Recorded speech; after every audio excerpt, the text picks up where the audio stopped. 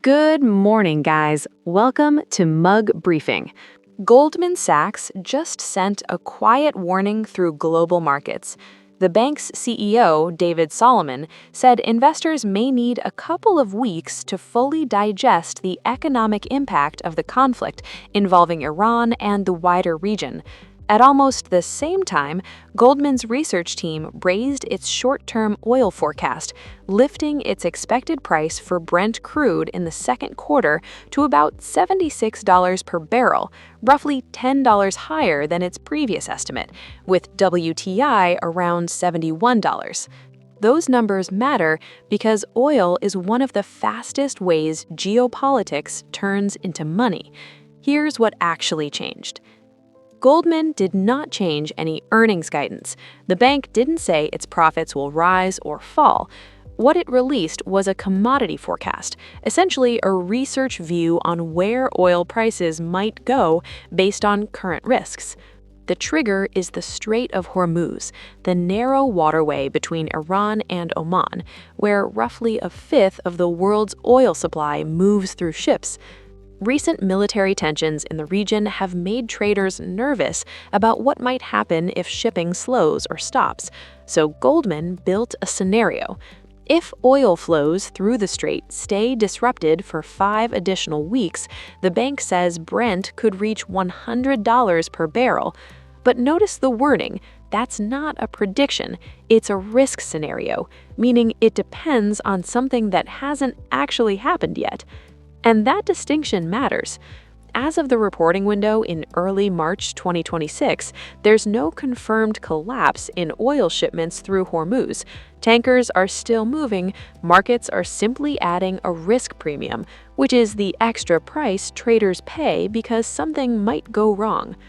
Oil prices already reflect some of that fear. Around the time Goldman published the note, Brent crude was trading around $82.60 and WTI near $75.30. That means markets had already moved above Goldman's base forecast. In other words, traders were already pricing in the geopolitical tension. Now, zoom out for a second. When oil jumps, the impact spreads everywhere. Energy producers benefit first. Higher oil prices mean they can sell their product for more money. That boosts revenue and free cash flow, basically the cash left after paying costs. Airlines and transport companies face the opposite problem. Fuel is one of their biggest expenses. When oil rises quickly, their margins, the share of revenue they keep as profit, shrink. But here's where Goldman itself enters the story. Banks like Goldman run large commodities trading desks, teams that buy and sell oil futures, options, and other derivatives. These are contracts used by companies and investors to hedge risk or speculate on price moves. When oil becomes volatile, meaning prices swing sharply, activity tends to surge. Producers hedge their future production, airlines hedge fuel costs, hedge funds place bets, trading houses reposition inventories. All those trades create volume, and volume generates fees and spreads for banks acting as market makers. So higher oil volatility can increase revenue for Goldman's global markets division. But that doesn't automatically mean huge profits. Trading revenue depends on spreads and positioning, not just price movement. Banks can also lose money if positions move the wrong way, or if hedges offset gains. Goldman hasn't reported any trading windfall yet. The idea is simply that volatile commodity markets often boost trading activity. And this is where Solomon's warning comes in. He said markets so far have reacted surprisingly benignly. That's another way of saying investors may be underestimating how this could ripple through the economy. Because oil doesn't just affect energy companies. Higher oil can feed into inflation, which is the overall rise in prices across the economy. Gasoline, transportation, and manufacturing costs all move with crude. If inflation rises again while the U.S. economy is already running hot, central banks could feel pressure to keep interest rates higher for longer.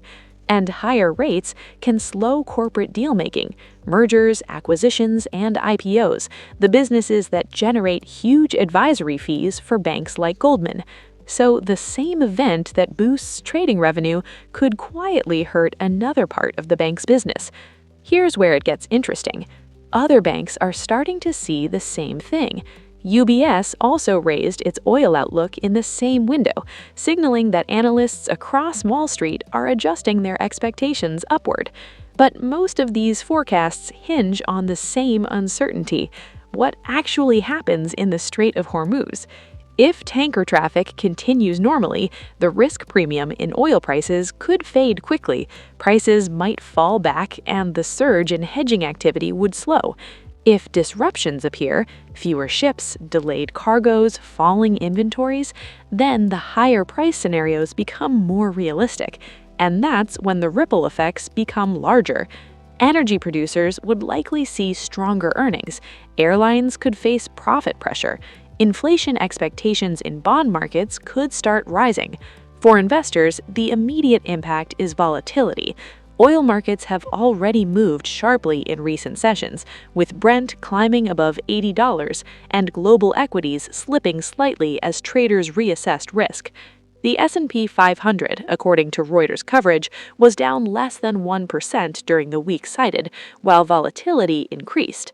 Goldman's own stock closed March 4, 2026 at $867.65, moving largely with the broader market, rather than reacting dramatically to the research note. And that tells you something important. Markets are still deciding whether this is a temporary geopolitical scare or the start of something bigger, because oil shocks can fade quickly if tensions cool. But if disruptions persist, the consequences spread through inflation, through corporate profits, through central bank policy, and through trading desks that suddenly become the busiest places on Wall Street. For now, Goldman's message is simple. The market hasn't fully processed the risk yet, and over the next couple of weeks, investors will be watching one thing more than anything else: whether oil tankers keep moving through one of the world's most important shipping lanes.